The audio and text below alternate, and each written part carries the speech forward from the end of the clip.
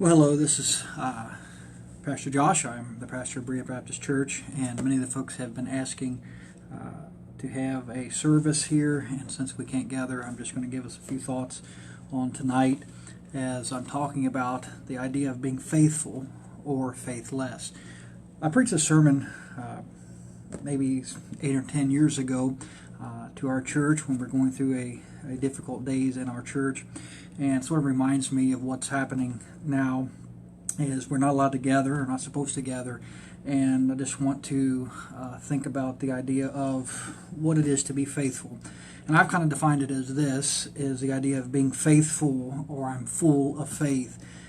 There's a lot of things in our life that make us question if we're doing the right thing, if we're going the right way, and I think to determine if we're being faithful, I think we should leave that in the hands of God, and He has described in the Bible here in Proverbs chapter number 20 and verse number 6. He says, "Most men will proclaim every one his own goodness, but a faithful man who can find?" And of course, I think it is always our desire to be found faithful in the eyes of God. But the verse says that everybody is probably going to think that they are. Every man's going to proclaim his own goodness, how good he is at whatever he does in his life. But God says, I'm looking for somebody faithful. And if you contrast that, a faithful person to a faithless person, I think we would begin to understand that God is looking for somebody that understands what their purpose is and understands how then to achieve the purpose. And I just got a couple of thoughts here I'm going to give tonight, and then I will go on. But I think it's important that we see that God is expecting or looking for somebody that's faithful. And if you go to, I have marked here 1 Samuel chapter 17 and verse 29, is a very important passage, one I think we all know pretty well, about the idea of David. Early in his life was somebody that was often overlooked. Nobody really thought he would amount to much, except I think God was noting him, that David was found faithful. And you know the story, I think probably one of the most familiar stories of David, as he's there in the battlefield with his brothers. He'd just been charged by his dad to go and deliver them some goods. And the Bible says there in verse number 29, "And David said, 'What have I now done? Is there not a cause?'" And that verse always has jumped out to me for the idea that God says there is a reason to be faithful. And we're going to talk about that in a minute, but I think if we don't really know what our cause is, why do we do what we do, and what are we supposed to be trying to do in the eyes of God? As David went there, and he was walked up to the field, I'm sure kind of anticipating, hadn't heard any news of what was going on, and not really unsure with what was happening in the battle. And he hears Goliath come out, and Goliath comes down, stumbling, bumbling, and says his speech there. And David, I think, is shocked that nobody is doing anything about it. And his brothers come and say, "Oh, why are you doing that? You know, we know why you're saying those things." And David, I think, maybe taken aback, and said, "What are you talking about?" He said, "There's a reason that we should want to fight him." And I just jotted a few things down as we're going to be the cause of our faith. What causes us to be faithful? Not that we proclaim our own goodness, but that God said, "I'm looking for someone faithful." And He said, what is the cause of that?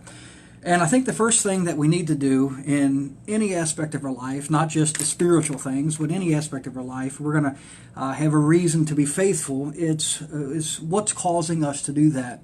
And David started there in verse number 26. He said, and David spake to the men that stood by him, saying, "What shall be done to the man that killeth the Philistine? And he taketh away the reproach from Israel."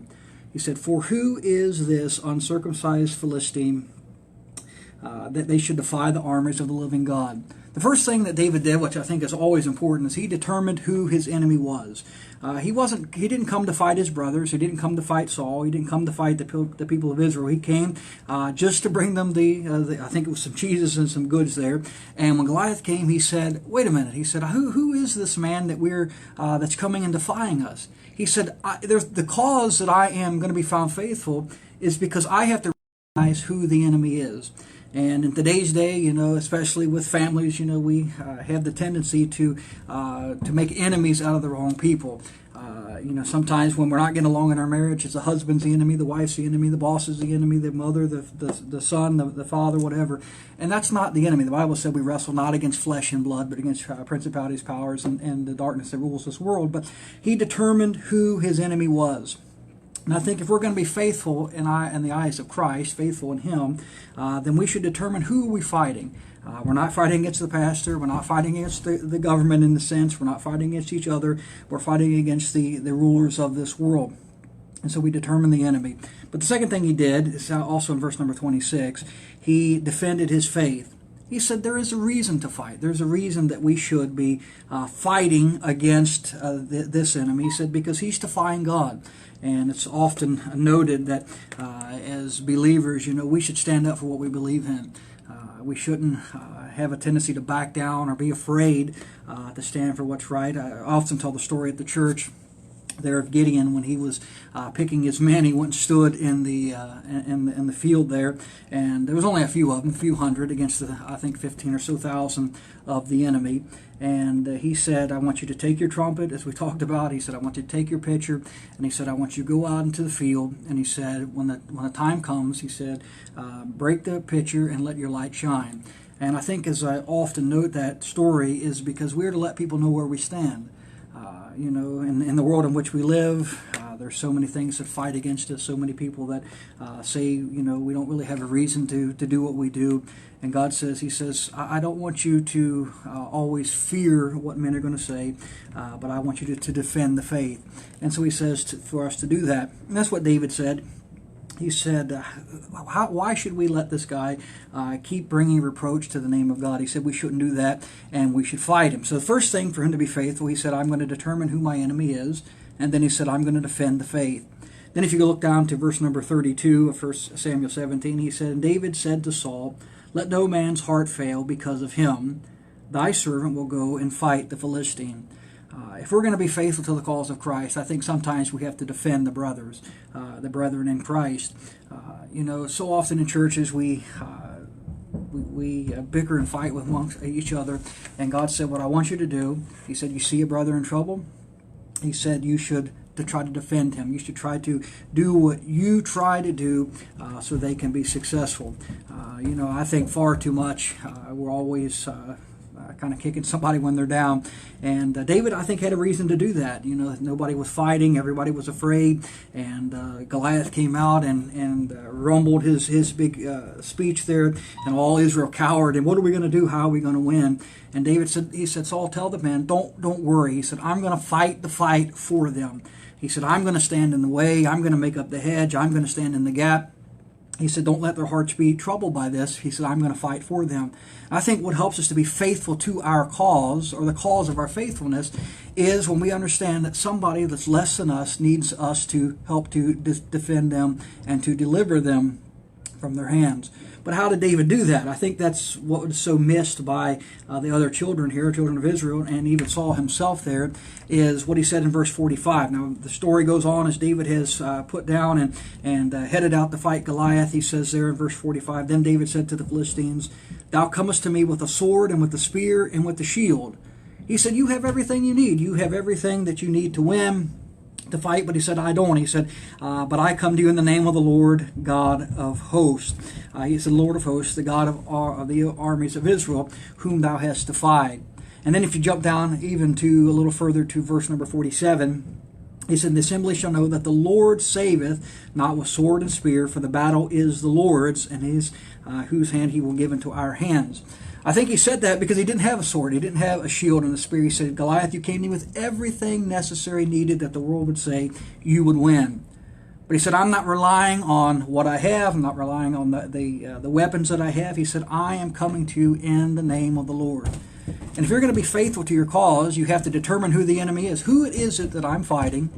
And what am I trying to defend? And then when you determine that, you're going to say, I'm going to try to deliver those that are being oppressed by this. But the only way we can do that is we must depend upon the Father. We must depend upon God if we're going to fight these kind of battles.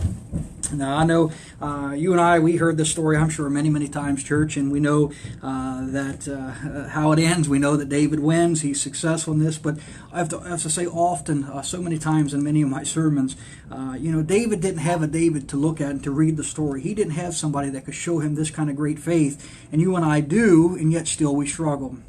But David depended upon the Lord. He depended upon God. And as a result of that, something great happened in verse number 51. He said, "Therefore David ran and stood on the Philistines, and took the sword and drew it out of the sheath thereof, and slew him, and cut off his head therewith. And the Philistines saw their champion was dead. They fled." If he's going to be faithful to his cause, he had to defeat the foe. He had to actually go and fight the one that he was trying to best there, trying to win. Now, you know the story. Eliab, that says in verse 28, came down and he heard what he said unto the men, and he was angry at David. He said, why did you come? Why did you come just to maybe make a mockery of us or to humiliate us? And David said, I didn't do that at all. He said, I came, and he said, I heard something that was going on. He said, I didn't want to hear. He said, I didn't want to hear that. But he said, because I heard that, he said, there's a cause. It roused in him, in David, a desire to do something for God. And I think as we rally around this time, we know that there's a lot of people that are fearful. There's a lot of people that are afraid of what's going to happen. I've heard reports and rumors and conspiracies every day, and what really is going on and what they're trying to hide and all these things. But we understand, as I said even this morning, all our panic and all our worry and fear, it's not going to change anything. But what we must decide to do is, are we going to be still faithful to the cause of Christ? And that is, we determine who our enemy is. In the midst of that enemy, we're going to say, are we going to defend our faith? And then in doing that, we help to encourage and even deliver our brothers that are facing the same things. But the only way that we can do that is we must depend upon God. We can't go in our own strength, in our own might, in our own fear. I spoke to a brother at the church this morning, and I was saying last week, as we were dealing with things, I was becoming overwhelmed with just all the negative influence and news that I was watching and listening to it. You begin to think that that's how the whole world has to be. And it's easy to think that, I think, at times when you become overwhelmed and you start worrying about, not just yourself, but your family and all these things. How are we going to make the right decision, and what are we going to do, and how are we going to get through it? And I think what begins to determine in our life is we are really not depending on the Father as we should. And as we begin to say, look, I don't have all the answers. I'm not coming to you with the sword and the spear and the shield and all these things. I'm just coming to you in the name of the Lord, and He's going to end up delivering me from that. And that's what David did, and that's why he won. But that's the cause of it. He was the cause of his faithfulness. Those are the reasons that he was faithful, but he was the because of his faithfulness is found in verse 23. The Bible said, and he talked with him, behold, there came up a champion of the Philistines of Gath, Goliath by name, out of the armies of the Philistines, and spake according to the same words. And the end of that verse says, and David heard them. I always like those little phrases in the Bible that sometimes, they go overlooked or unnoticed there, but I think they're very important. It wasn't just that Goliath came out and said this. We know that Goliath had done this many days, and a couple times a day, Goliath had came out and said he was going to be victorious over the children of Israel. He just wanted somebody to fight, this sort of champion fight, and whoever would win, their armies would win. And he came many times. And here he comes out, Goliath by name tells us that, out of the armies of the Philistines. And the Bible said he spake according to the same words. He didn't say anything different. He said the same thing he had been saying for many days. But this time there was one thing different that Goliath had not expected. There was one thing that was different there, and from all the other, perhaps 40 days or so, the Goliath that did this. And that's the end of the verse there. And the Bible said, and David heard them. David came. Now, I'm not going to say by chance, but it just happened to be that his father had sent him that day to take the goods. And Goliath comes out and says the same things. The Bible says he said the same exact things, the same words, but this time David heard him. And because of what David heard, he said he heard the because of his faithfulness was the challenge of the enemy. Goliath simply said, he said, I want a man to fight. He said, send me somebody that is going to be able to withstand and fight me, give me a divorce skill. And he said, I know I'm going to win. He said, I'm not worried about it. He said, I know that I will win. And David heard this. And the challenge of the enemy was great because Saul had heard it all these times and David's brothers had heard it. And I think perhaps looking up and seeing the giant of that man, they realized, even if I wanted to fight, I couldn't win. Even if we banded together, what are we going to do to defeat this enemy? And they let their fear overwhelm them. And David heard these words, and he says, I'm going to be faithful. And he said, I'm going to be faithful because he said, there is a cause. The cause of the faithful, he said, I'm going to determine who the enemy is. But the because of the faithless is this: they were afraid or faithless because they saw Goliath. They saw how big he was and strong he was and powerful he was. And they said, we cannot be faithful because of who Goliath is. He's just too big. And so many times in our life, I think we feel that way, that the enemy is just too big. The problem stands in front of us is too insurmountable. How are we ever going to win? How are we going to defeat this? How are we ever going to get past? And it's the faithlessness that I think keeps us from serving God like we should. I think the brothers of David and Saul himself and the children of Israel, I think they wanted to fight. Perhaps they wanted to win, but they said, we cannot defeat him, and since we cannot even go into battle. And it's because of the faithless, I think, that is so important to understand, that should help determine our causes. This is why I'm faithful, because of who the enemy is. But you understand and contrast that with this, it was because of their faithlessness. It was the same reason, because of who the enemy was. He said, we simply cannot win.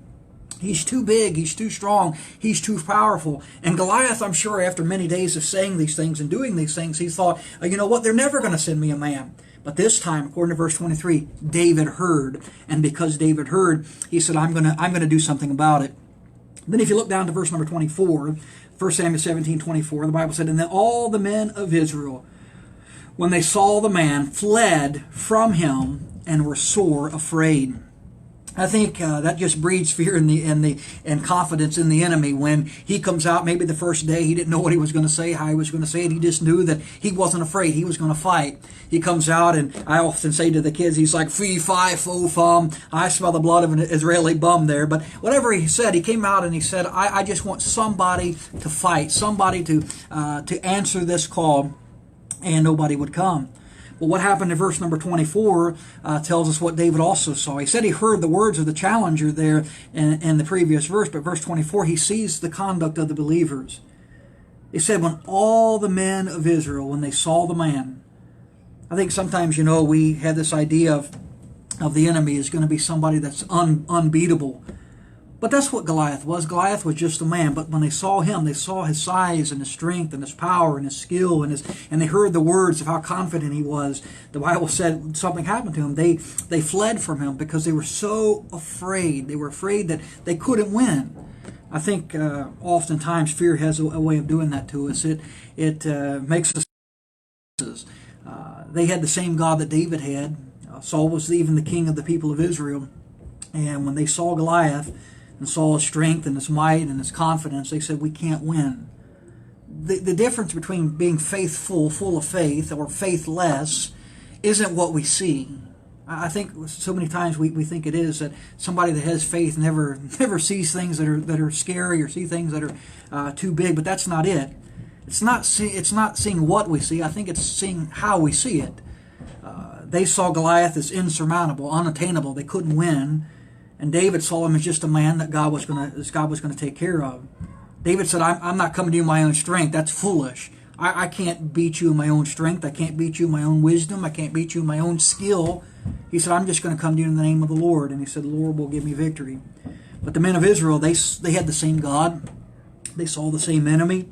But instead of running towards him, the Bible said they fled from him and were sore afraid. And I'm not going to say, there's been times, of course, in our lives that we're afraid of things. We're afraid of people. We're afraid of situations, circumstances. I know when we first had our boys, I never was afraid of not having a job or anything, but the responsibility of them coming and knowing that it was Rachel and I's responsibility, it brought some fear. Are we going to be the right kind of parents? Am I going to have the right, provisions to raise them like we should? But it's just really how you look at it. And David saw the same thing, but he saw the conduct of the believers and said, they are afraid. But then if you see another reason that the because of the faithless is found in verse number 32, he said, and David said to Saul, let no man's heart fail because of him. Thy servant will go and fight. Now we read this verse as a reason of the cause of the faith, but also the because of the faithless is we see their hearts were just melted down. They said, we can't even do it. So we don't know what we're going to do. We know we can't get out of it. He's came every day, every morning, every night, and challenged us to fight. He's not going to go away. And sometimes I think that's what we would like to happen when we face a problem and we don't know what to do. We don't know how to act towards it, and we just kind of hope it goes away.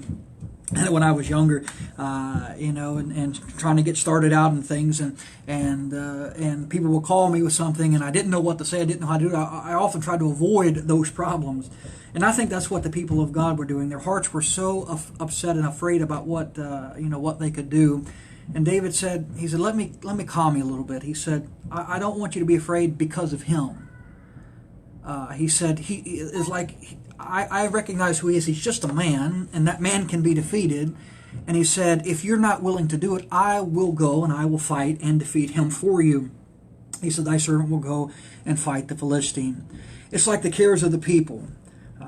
There's few things in life that make us faithless, but I think it's the challenge of the enemy, and it's the conduct of what we do, how we act on things, and how we view things. And I'll share the story, but another one that has always impressed me is the children of Israel when they were sent out the spies into the promised land, and Joshua and Caleb go into the land, and they with the other 10 men, they go into the land and they see all the things that are there. They see all the people and all the fruits and all the blessings and provisions that are there. And they all 12 come back, and Moses says, what are we going to do? How are we going to proceed? And 10 of the men said, absolutely not. They said, we just simply cannot go forward. There's no way that we could get through there. He said, oh, you didn't see the land that flowed with milk and honey? And I was like, yeah, we saw that. We saw the grapes and the as big as pomegranates, and we saw the land, and it's a wonderful provision, but there's giants in the land. There's something about the people of Israel that, the idea of a giant scared them. They were afraid often of them. They said they'll like stomp us like grasshoppers. We'll never be able to win. And Joshua and Caleb said, yeah, we saw them too.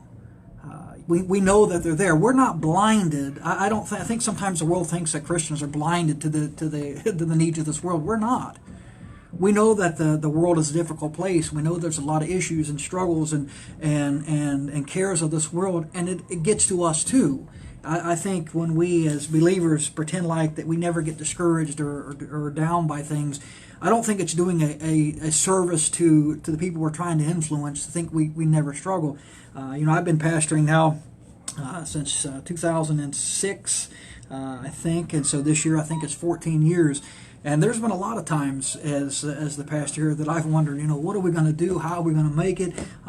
Should we even go forward? Should we even keep trying at this? Because life is overwhelming. I don't think there's any way around that. But we understand that the cause of my faithfulness should be that I'm trying to encourage other people to see that sometimes we struggle in life, but we shouldn't get so far that our hearts fail. That's what happened to these men. They said, well, I'm so afraid I can't do it.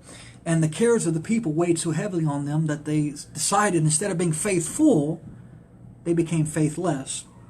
And David said, don't do that. He said, I'll fight for you.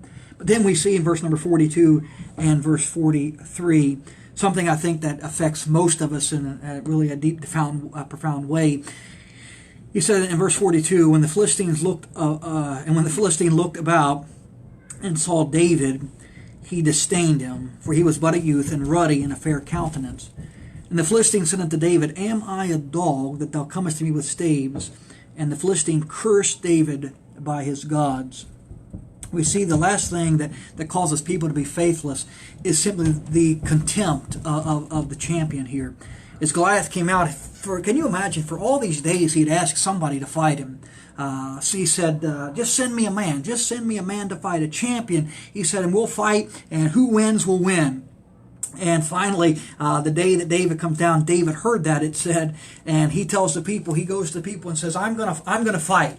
And Saul says, are you crazy? That's the craziest thing you've ever said. You shouldn't do that. And David said, no. He said, I'm going to do it. And Saul said, well, if you're going to go, he said, put on my armor and wear these things. And I can imagine David trying to put it on, and it didn't fit. And what was he going to do now? And David said, no, I can't wear that. he said, I haven't proven that, and because I haven't proven that, he said it's just going to hinder me.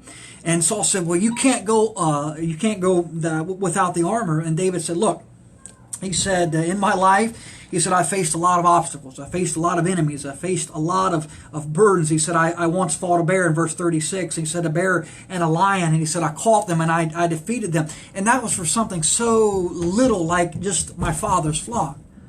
But he said, God had delivered me. Verse 36, seeing the servants both slew the lion and the bear, he said, and this uncircumcised Philistine shall be one of them, seeing he hath defied the armies of the living God. So here he is. Goliath says, send me the man, send me the man, send me the man. And finally, after all this time, here comes David. And I can imagine Goliath was probably excited at first to finally hear some hustle and bustle. Somebody's going to come. And the Bible said there, when the Philistine came on and drew near unto David, the man that bare his shield went before him. And when the Philistine looked about and saw David, he disdained him. It's immediately that the enemy looked at David and said, Why? Why would you even think that you could come and fight me? He said, I don't want to kill you. You're a young man. He said, you're a ruddy young man, a fair countenance. He said, I don't want to even fight you. And he said, they don't have any respect for me. I'm just a dog. But David kept coming. And Goliath eventually said, and Philistine said to David, come unto me, and I will give you flesh of the fowls of the air. As David said to him, and I'll make you the beast of the field. But the Bible said the Philistine cursed David and his gods. You know, lots of times we think that the worst thing that could happen to us is somebody curse at us. But you understand, that happens all the time. We're faithful and share our faith. You know, people aren't going to like that. And especially here, the contempt that this man said, because you think you're somebody, he said, I'll just kill you like I was planning on killing anybody else. And he cursed David as he came. And when David heard these things, he said, I'm not going to worry about that.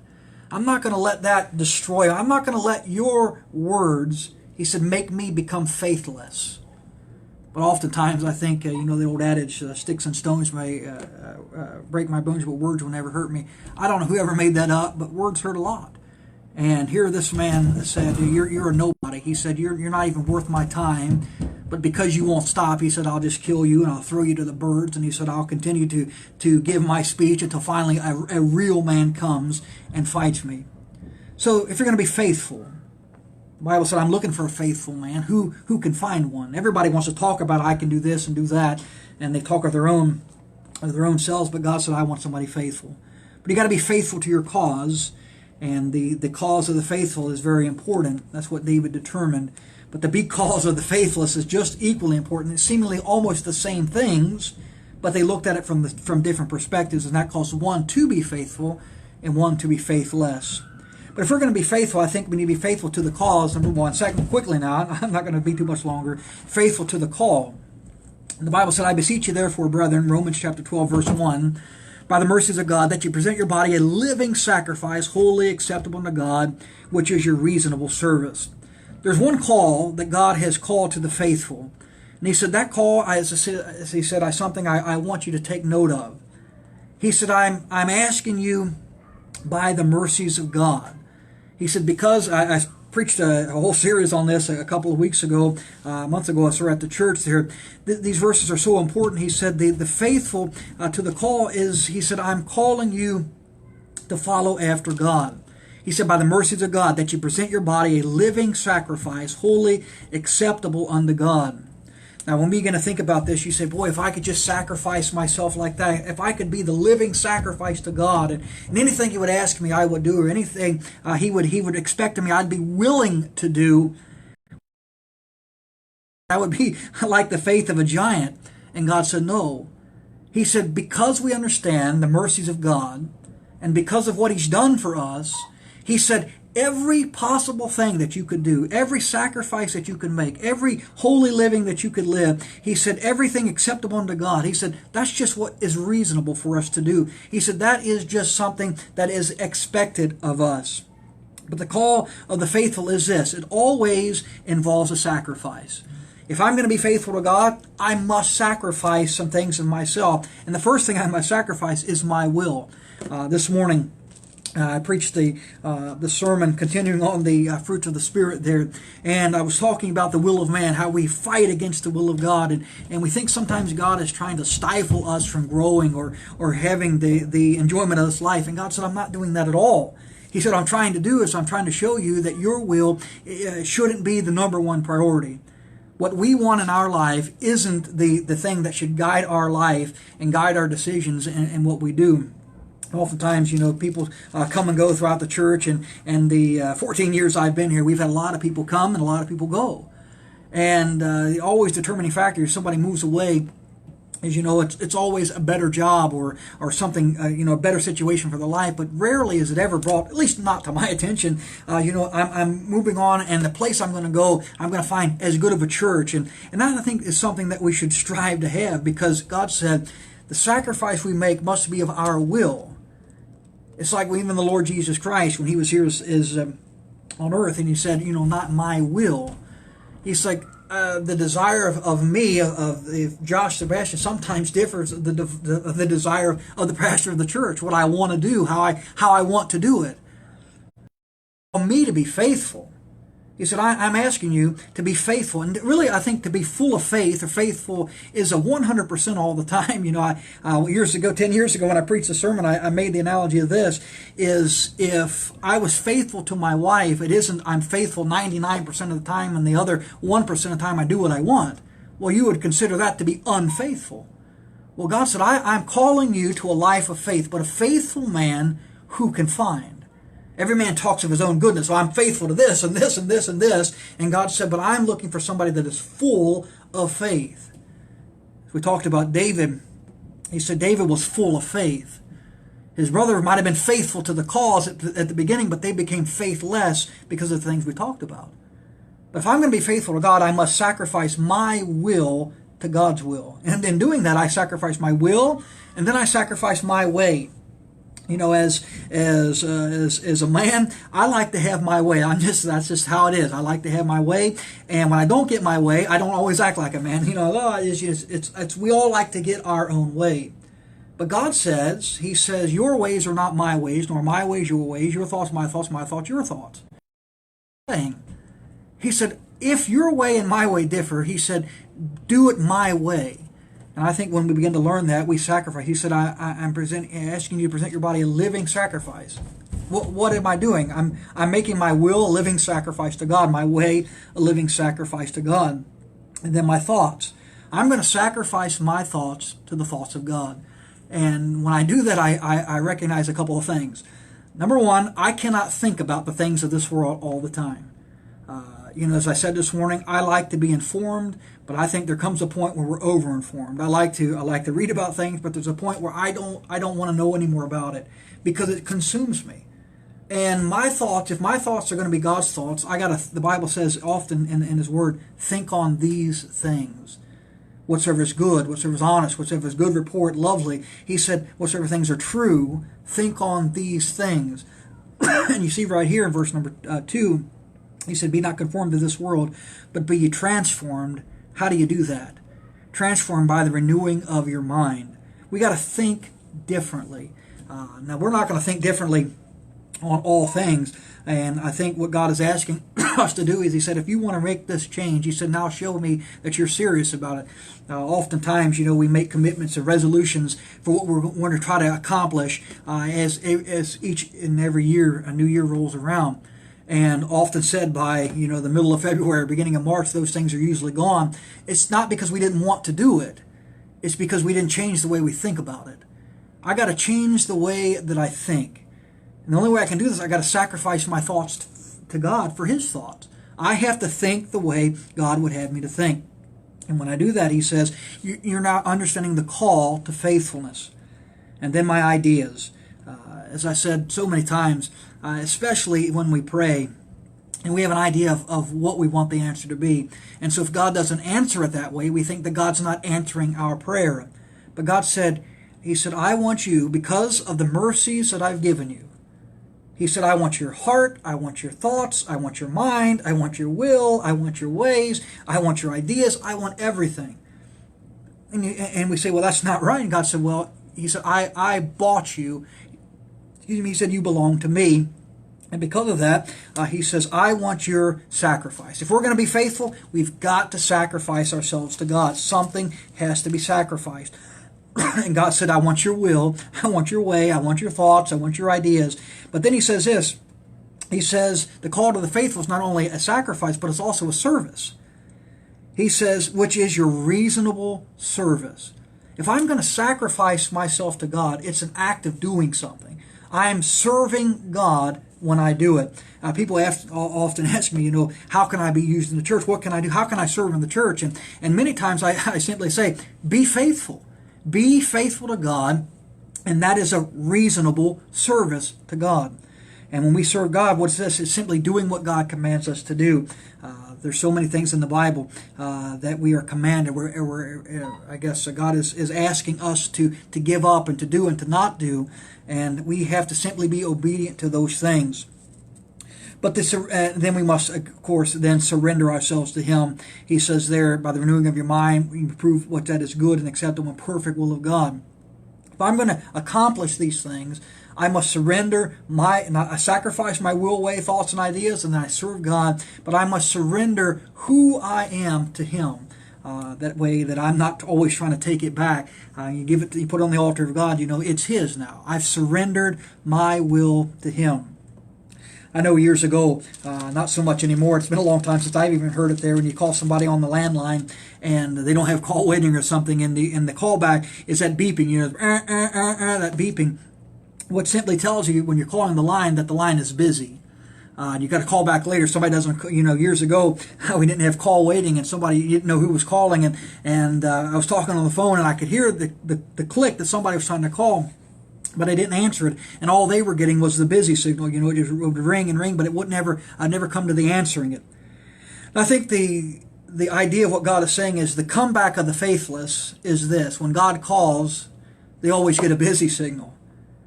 It's always getting busy. It's this: I'm too busy to sacrifice. I can't make that sacrifice right now because my life is too busy. My life is too hectic. I'm too busy right now. I cannot serve God. I'm too busy. The call to God is for us to be faithful, and the comeback that God hears on if you will, the proverbial line is a busy signal. I'm too busy to sacrifice, and I'm too busy to serve, and I'm too busy to surrender. I cannot accomplish that because I'm just so busy.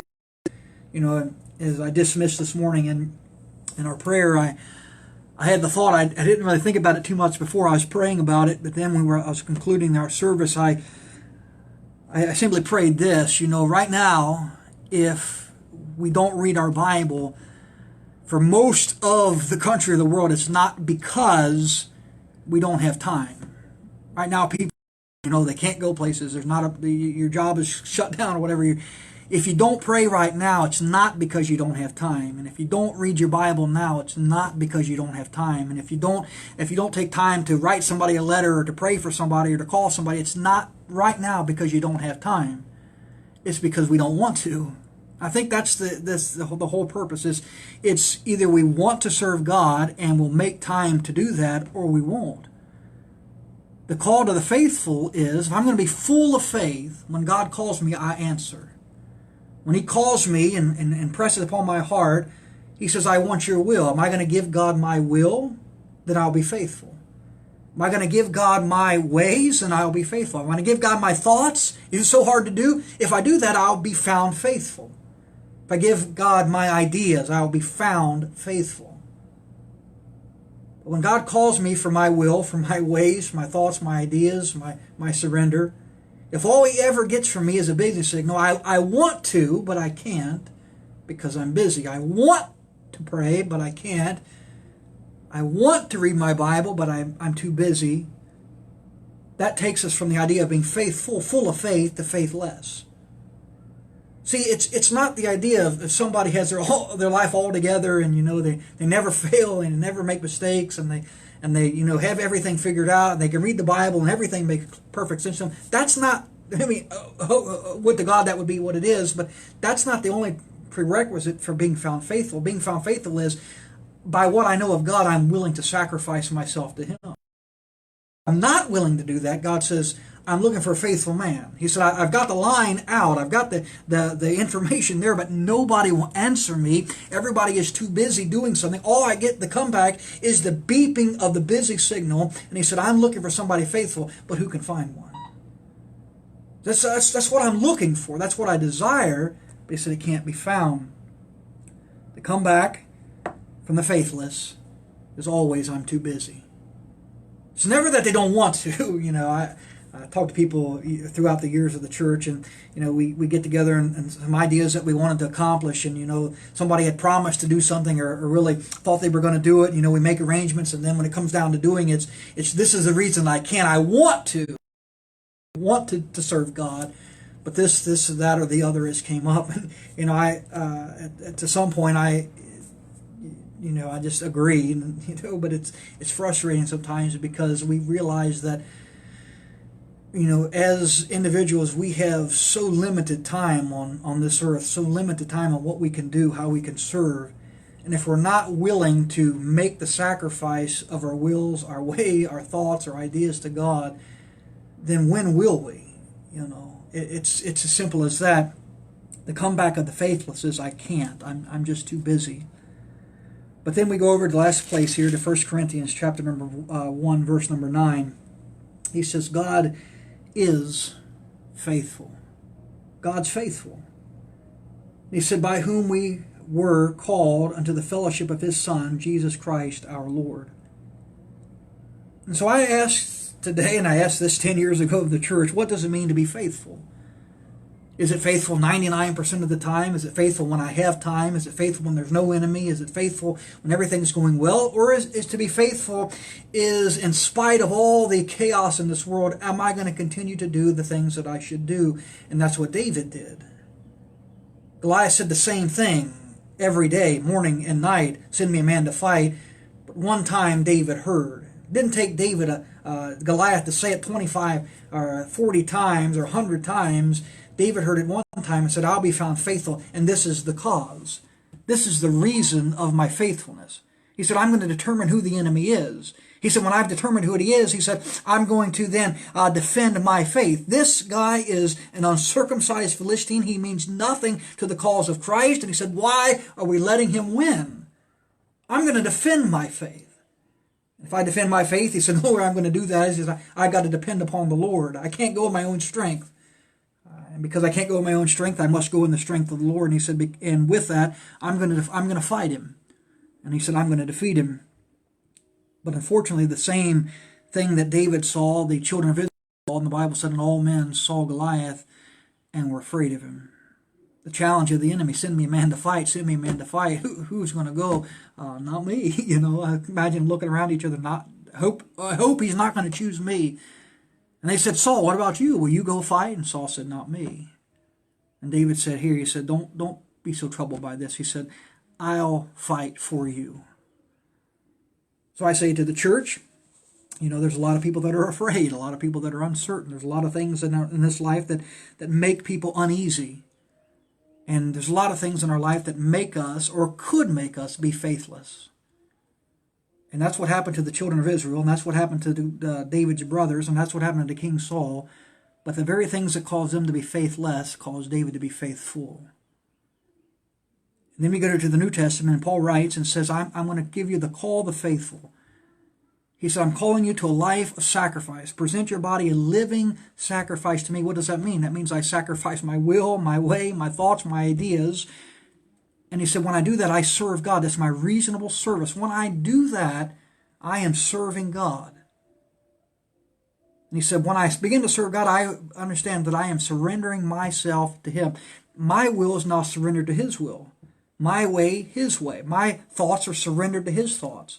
I focus on the things God would have me to focus on. I think on those things. I don't let my mind be consumed and controlled by the ways of this world, because it will literally drive us crazy. And so we focus on the things of God. But the idea here is the comeback of the faithless is always, I'm just too busy. I'm too busy. And maybe I'm not saying this is the reason that all this has went down, but I think as a Christian, it's a great opportunity. Maybe we can't do what we want to do. We want to be connected. We want to be in church. We want to be in these places. But maybe God says, connect with me. Now that, when nobody can see you, when nobody knows if you do this or do not do that, nobody knows if you're going or watching or paying attention or not, are faithful in the time of crisis or faithless. It's really dependent upon what you want to do. And if you don't find time to do it, it's not because there's not time. It's because, frankly, we don't want to. And God said, lastly, are you faithful to Christ? What does it mean to be faithful? I think it means to follow Him.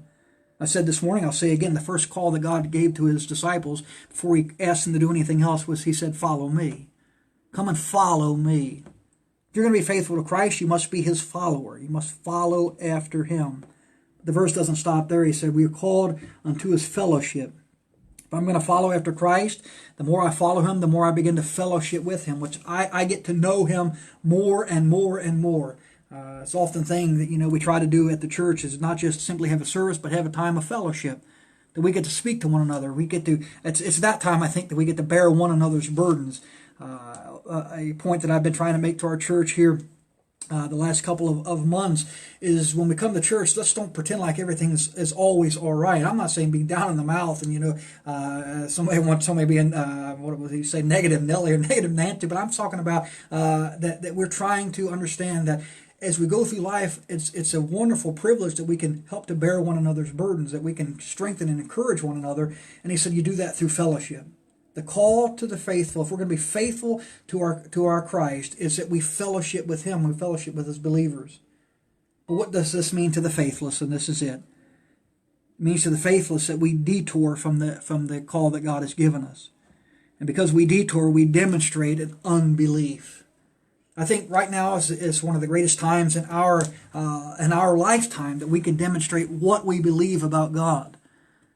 As often said, just because we're Christians doesn't mean we never get sick, doesn't mean we're immune from cancer, doesn't mean we're immune from financial difficulties and struggles and setbacks.